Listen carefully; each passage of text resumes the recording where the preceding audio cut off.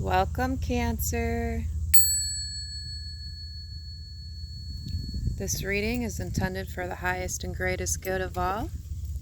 It is intended for the time that you receive it. Thank you for being here.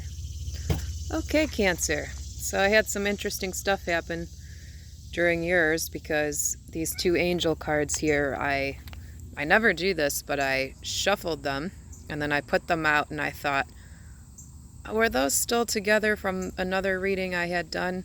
So I questioned myself and I said, I don't want to do this because I never re-pull the cards, but I'm going to re-pull the cards.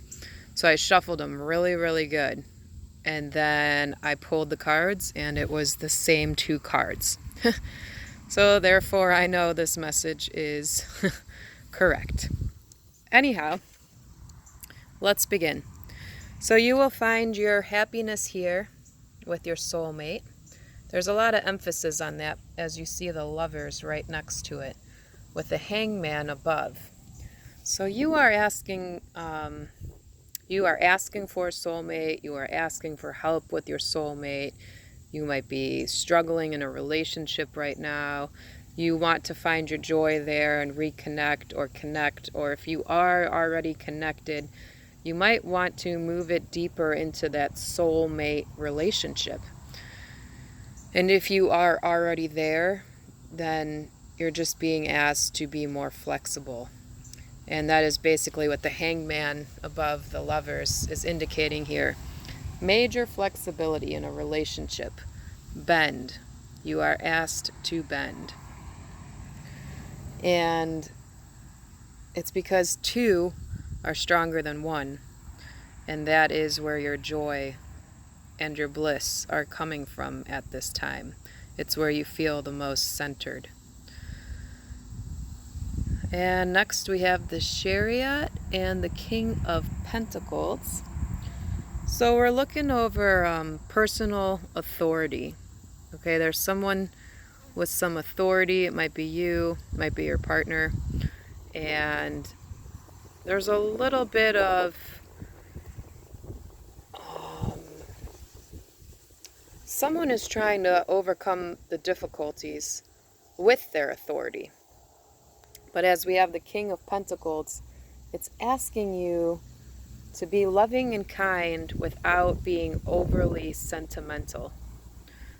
So use your intelligence, but remember to be loving and kind to your soulmate or to yourself, if that's the case. If you are alone, then to yourself. And if you are alone, then that soulmate might come in once you are more loving and kind. And doing so intelligently is what the Chariot is saying above that king. And it's asking you to be reliable. So if you're making plans with people and, sometimes you say, oh yeah, sure, I'll think about it. Kind of just say yes or no. And if you say yes, make sure you're there. Be reliable, because people are looking for that for now. If you're in a relationship, that's really emphasized right now. So then we have the Seven of Swords and the Temperance upside down. Right next to that, surrender and release. So this is saying that either you or someone else is not being honest right now. If it's you, maybe you're not being honest in your relationship. If it's someone else, maybe it's someone not being honest in your relationship. And the Temperance upside down there, it's saying scale back. When we see Temperance upside down, there's a lack of balance. So whenever we're being the dishonest person, then we have that lack of balance. So whatever is not honest in your life right now, it could be, false or fake friendships. It could be a false or fake relationship. It could be coming home and lying to your wife or your loved one. It could be your loved one not telling you the truth about something.